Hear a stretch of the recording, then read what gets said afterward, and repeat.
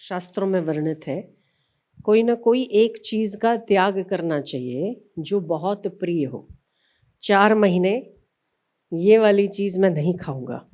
मन मजबूत होता है, पुण्य तो होता ही है, साथ में साधना में वृद्धि होती है। उसके भी अपने अपने फायदे हैं। जैसे कोई घी छोड़ देता है, तेल छोड़ देता है, मीठा खाना छोड़ देता है। जिसको जो बहुत पसंद है उसको वो छोड़ देना चाहिए। इससे मन को थोड़ा दृढ़ निश्चय मिलता है, मन मजबूत होता है। हम पूरा साल तो वही करते हैं जो हमको अच्छा लगता है, जो मन में आया खा लेते हैं, जो मन में आया कर लेते हैं। हाँ, थोड़ा बहुत विचार आता है, पर जो मन है वो तो कर ही लेते हैं, है कि नहीं। 4 महीने हैं चतुर्मास, मतलब अब भगवान विष्णु सो गए, शयन करते हैं, तो ऐसे में भजन करना चाहिए।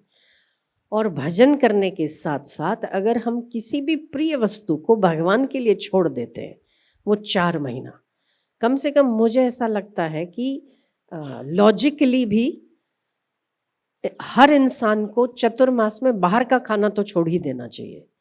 इसके 2 कारण हैं। एक कि चटोरापन कम हो जाएगा तो थोड़ी साधना में बरकत होगी। 2, वैसे ही चतुर्मास में मक्खियां और मच्छर खूब होते हैं। आपको नहीं पता वो कौन सा पानी उपयोग में ला रहा है, जो डाल रहा है उस चीज में। लारी का खुला हुआ, होटल का खुला हुआ, कितनी मक्खियां बिन बिनाती है, और वो मक्खियां कितनी जगह पर बैठकर उस खाने पर बैठती है, जो कि स्वास्थ्य के लिए बहुत हानिकारक है। इसीलिए चतुर्मास शुरू हो, एक नियम जरूर लेना चाहिए, बाहर का खाना बंद हो। अभी इतनी भूख नहीं लगती, जो हम खाते वो हमारी आदत से खाते हैं।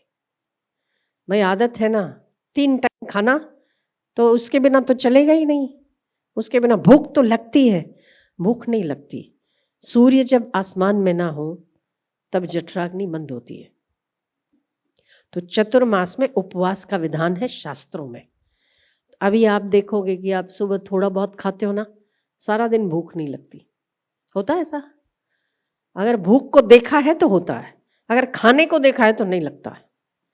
अगर ध्यान भोजन पर है ना तो 3 टाइम जरूर खाओगे, पर अगर भूख पर है तो खाया नहीं जाएगा। तो सबसे पहला नियम है हमेशा के लिए, चतुर्मास हो या ना हो, भूख का आदर करो। इसको देखो, इसको नहीं, स्वाद को नहीं, जिह्वा को मत देखो।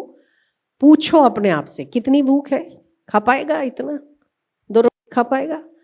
और फिर जब दोबारा भोजन आता है फिर से पूछो, खा सकता है, भूख है। आपको आपका पेट ही उत्तर देगा कि मुझे अभी आवश्यकता नहीं। चतुर्मास में तो बिल्कुल नहीं।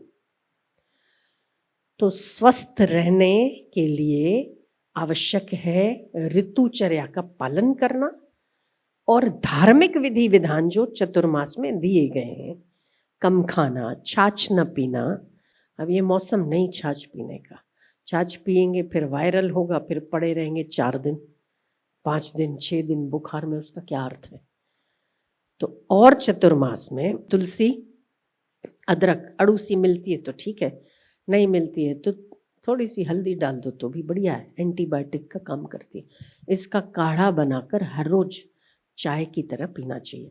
भाता नहीं है तो थोड़ा गुड़ डाल सकते हैं, देसी गुड़ हो तो। इससे वायरल इन्फेक्शन, ये जो बार बार जो हो जाता है ना वातावरण में, वैसे ही मच्छर मक्खियाँ खूब है, तो बैक्टीरिया से सुरक्षा होगी, वायरल से सुरक्षा होगी। और गौमूत्र जिसको मिलता है वो तो 2 घूंट हम भी पीना शुरू किए हैं अभी।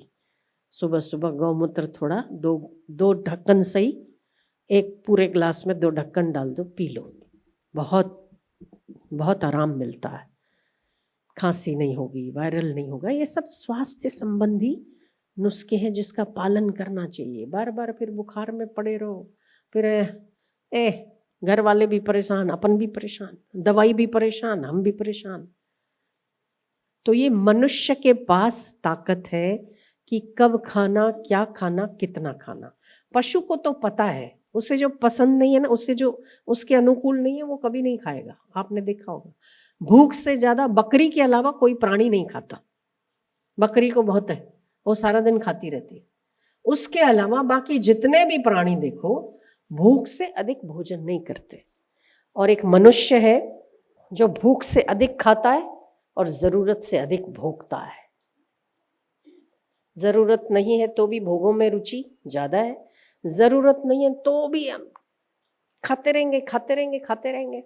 और जब ट्रैवलिंग हो तब तो जैसे बहुत छूट मिल गई हो हर थोड़ी देर में। अरे भाई बैठे बैठे कैसी भूख लग जाती है, पर नवरू मन हो એટલે भूख सिवाय बीजे क्या जाए। मन नवरू होए है ना, कुछ काम तो है नहीं, तो सारा दिन फिर भूख भूख भूख लगी भूख लगी भूख लगी। तो आप अगर देखोगे ना आयुर्वेद के हिसाब से या नेचुरोपैथी के हिसाब से, अभी हम जो शरीर में दिख रहे हैं ना, इसको अगर आप टॉक्सिन्स बाहर निकालने का सोचोगे ना, इतनी गंदगी भरी पड़ी है शरीर के अंदर की बात ना पूछो। आपको लगेगा कि ये हमारी गंदगी हमारे अंदर थी। बहुत टॉक्सिन्स जमा हो जाते हैं, जो कि चतुर्मास में गर्म पानी पीते रहना चाहिए। सौंठ डला हुआ हो बढ़िया रहता है। कोशिश करें कि जब तक हम घर में हैं तब तक सौंठ उबला पानी, थोड़ा सा हल्का 1-2 उबाल आ जाए, सौंठ चुटकी डाल दो, ठंडा हो जाए, सौंठ बैठ जाएगी, छान दो तो ठीक है, नहीं छानो, घर में हो तो थोड़ा थोड़ा वही पियो, 2-2 घूंट जब प्यास लगे। बहुत ही अच्छा शुद्धिकरण का उपाय है। कम खाओ, जरूरत से कम खाओ। पद्म पुराण में लिखा है, नारद जी कहते हैं, महेश्वर पृथ्वी पर चतुर्नामक नाम से के व्रत से जो प्रसिद्ध है उन्हें मैं सुनना चाहता हूं, कृपा करके आप मुझे बताइए। महादेव जी बोले, 1000 अश्वमेघ यज्ञ करने से जो फल प्राप्त होता है वही चतुर्मास व्रत के अनुष्ठान से फल प्राप्त होता है। तो इसीलिए जो मैंने शुरुआत में कहा कि चतुर्मास का बड़ा महात्म्य है। कोई न कोई एक प्रिय चीज का त्याग करना चाहिए, खासकर बाहर की चीजों का खाना बंद होना चाहिए। प्रतिदिन एक समय भोजन करने वाला अग्निष्टोम यज्ञ नामक फल को प्राप्त करता है। तुलसी, तिल और कुशों के तर्पण करने से कोटि गुना फल होता है। आंवला मिले हुए जल से स्नान करने से नित्य महान पुण्य की प्राप्ति होती है। अपने हाथ से भोजन बनाकर खाने वाले 10,000 वर्षों तक इंद्रलोक में स्थापित होता है। जिसने असत्य भाषण, क्रोध, हाँ, प्रिय वस्तु में केवल वस्तु नहीं होती, किसी को झूठ बोलना भी प्रिय लगता है, किसी को गुस्सा करना भी प्रिय लगता है। तो 4 महीना खासकर श्रावण मास जरूर छोड़ देना। बात बात में जिसको गुस्सा आता है ना, उसको नियम ले लेना चाहिए, गुस्सा नहीं करूंगा। दूसरों का अपमान करने में भी किसी को मजा आता है। केवल बाहर की चीजें नहीं छोड़नी है, भीतर की छोड़ो तो आहा हो जावे। क्या होवे? हाँ, तो जो दूसरों का अपमान करके खुशी लेता है, 4 महीने कर सको तो बढ़िया, नहीं तो श्रावण मास में 1 महीना अवश्य करो।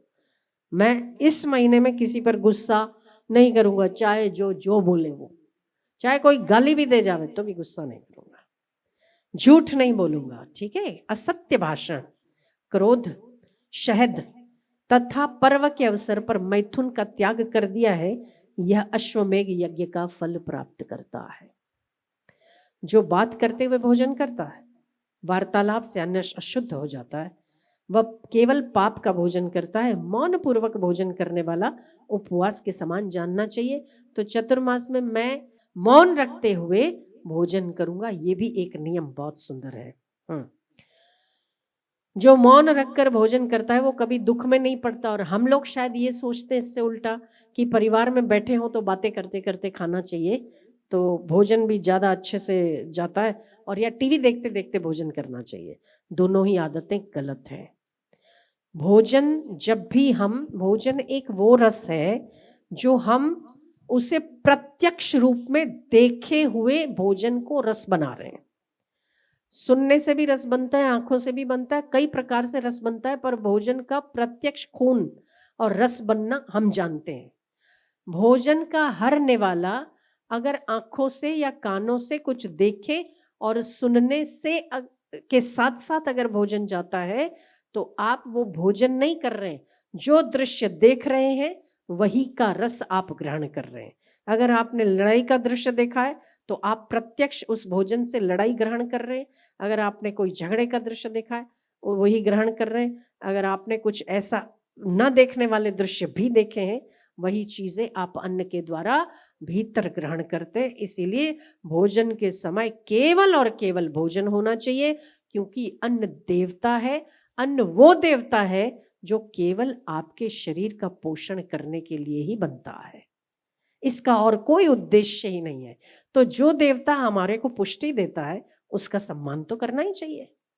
उसका सम्मान क्या है कि उस पर ध्यान दो।